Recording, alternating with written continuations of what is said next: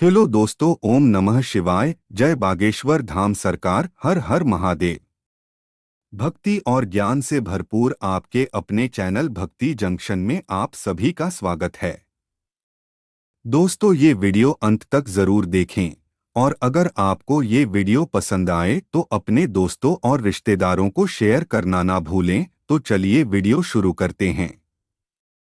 घर के मंदिर में पूजा तो करते हैं ना आप, और पूजा करते समय दीपक जलाने का नियम तो जरूर ही आपको पता होगा।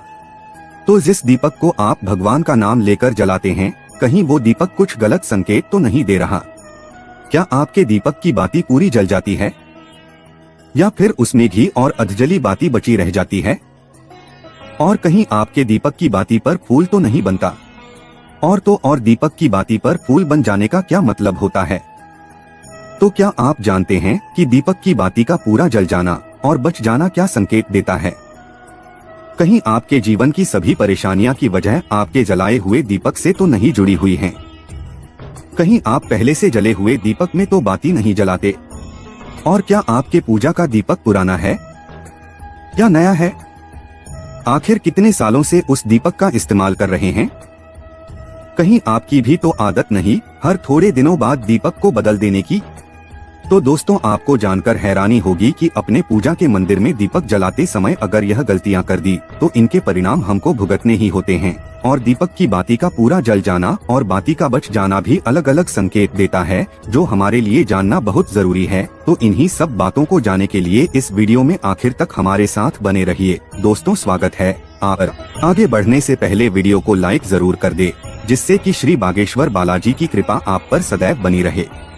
और हो सके तो अपने दोस्तों रिश्तेदारों के साथ वीडियो को ज्यादा से ज्यादा शेयर जरूर कर दे, ताकि वो भी बालाजी महाराज की कृपा प्राप्त कर सके।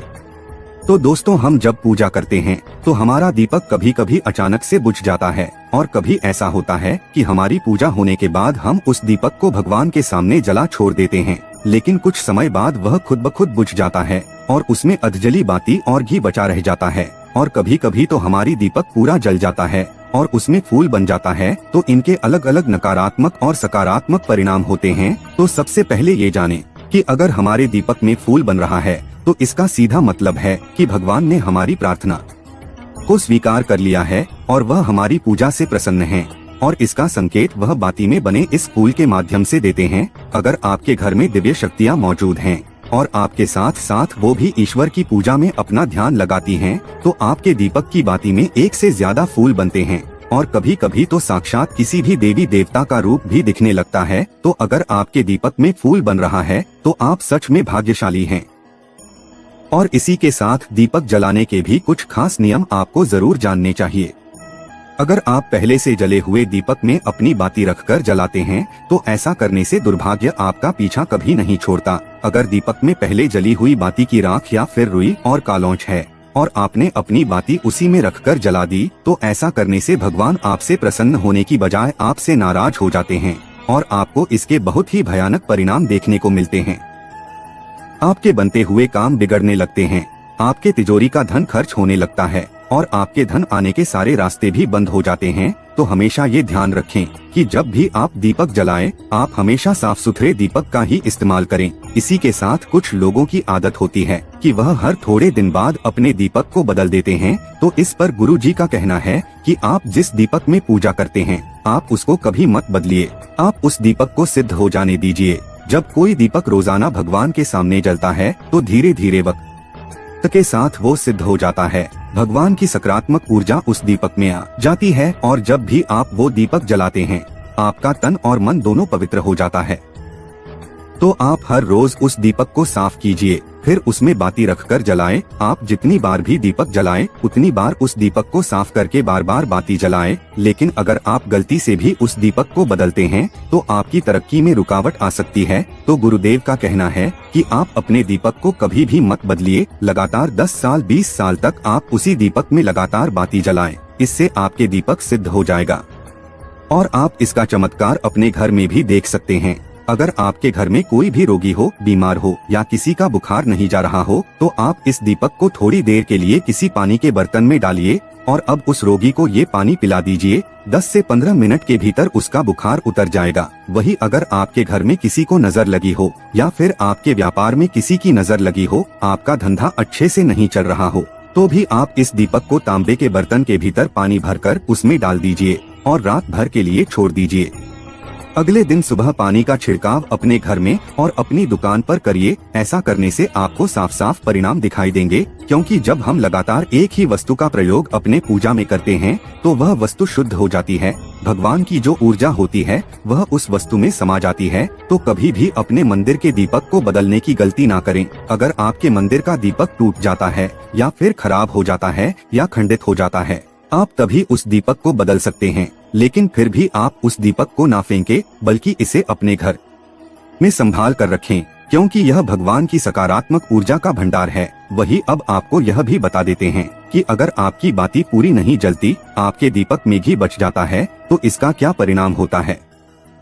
तो सबसे पहले यह देखिए कि अगर आप किसी भी पेड़ पौधे की पूजा कर रहे हैं और उस पूजा में जलाया हुआ दीपक पूरा नहीं जलता या फिर उसमें घी बच जाता है, तो इससे आपके घर में बीमारियां घर बना लेंगी और ये बीमारी कभी भी आपका पीछा कभी नहीं छोड़ेगी। तो जब भी आप किसी भी पेड़ पौधे की या मंदिर के बाहर किसी भी जगह की पूजा करें तो यह ध्यान रखें कि उसकी बाती पूरी जले और उस बर्तन में घी ना बचे, क्योंकि यह आपकी अच्छी सेहत के लिए बहुत ही ज्यादा अच्छा प्रभाव देगा। वही अगर आपके घर के मंदिर में दीपक की बाती पूरी नहीं जलती या पूजा करते समय दीपक बार बार बुझ जाता है, तो जरूर आपके घर में नकारात्मक ऊर्जा का वास है और यह आपकी पूजा में विघ्न डालने का काम करती है। हमारे घर में अगर कोई बुरी शक्ति होती है या फिर कोई ऐसी ऊर्जा होती है जो यह नहीं चाहती कि आपके घर में भगवान की कृपा हो और आपके घर में सकारात्मक ऊर्जा हो, तो ये आपकी पूजा सफल नहीं होने देती। क्योंकि दोस्तों, एक वातावरण में एक ही तरह की ऊर्जा रह सकती है, या तो सकारात्मक या फिर नकारात्मक, और जो बुरी शक्तियाँ होती हैं वो ये कभी नहीं चाहती कि आपके घर में देवीय शक्ति का वास हो, क्योंकि अगर आपके घर में भगवान ने अपनी कृपा की तो उन बुरी शक्तियों और ऊर्जा को आपके घर से जाना पड़ेगा। तो ये बुरी शक्तियाँ हमेशा इसी कोशिश में रहेंगी कि आपकी पूजा में रुकावट आए और इन्हीं के प्रभाव से हमारा दीपक बार बार बुझ जाता है या फिर हमारे दीपक की बाती पूरी नहीं जलती। तो इस सब से बचने के लिए आपको क्या करना है कि सच्चे मन से भगवान का स्मरण करना है और जब भी आप दीपक जलाएं तो भगवान से सबसे पहले यह प्रार्थना करें कि आपके आसपास जितनी भी नकारात्मक ऊर्जा हो वह आपसे दूर रहे और भगवान की कृपा आप पर बनी रहे। साथ ही ऐसी शक्तियों से बचने के लिए जब भी आप दीपक जलाएं तो गंगाजल से एक गोल घेरा बना ले और इस गोल घेरे में दीपक को रखे, क्योंकि दोस्तों गंगाजल बहुत ही पवित्र माना गया है और महादेव का वरदान भी गंगाजल को मिला हुआ है। तो गंगाजल में सबसे पहले तो कोई भी बुरी शक्ति प्रवेश नहीं कर सकती, इसीलिए कभी भी गंगाजल खराब नहीं होता और गंगाजल हर तरह की ऊर्जा को सकारात्मक ऊर्जा में बदल देता है। और अगर आप गंगाजल से बने हुए गोल घेरे में दीपक को रखेंगे तो यह आपकी पूजा में किसी भी शक्ति को विघ्न नहीं डालने देगा और कोई भी नकारात्मक शक्ति आपकी दीपक को बुझा नहीं पाएगी और आप निर्विघ्न अपनी पूजा संपन्न कर पाएंगे और देवीय शक्तियाँ भी आपके जीवन में अपनी कृपा और आशीर्वाद बनाए रखेंगी। तो दोस्तों, आपको हमारा ये वीडियो कैसा लगा हमें कमेंट बॉक्स में जरूर बताएं और अगर आपको हमारा ये वीडियो पसंद आया हो तो हमारे चैनल भक्ति जंक्शन को सब्सक्राइब करके बेल आइकन जरूर दबा दें, जिससे इस प्रकार के ज्ञानवर्धक वीडियो समय समय पर हम आप तक पहुंचाते रहें। दोस्तों, इस वीडियो को अधिक से अधिक अपने दोस्तों और रिश्तेदारों को शेयर करें, जिससे वो भी इस वीडियो का लाभ ले पाएं। धन्यवाद। आपका दिन मंगलमय हो।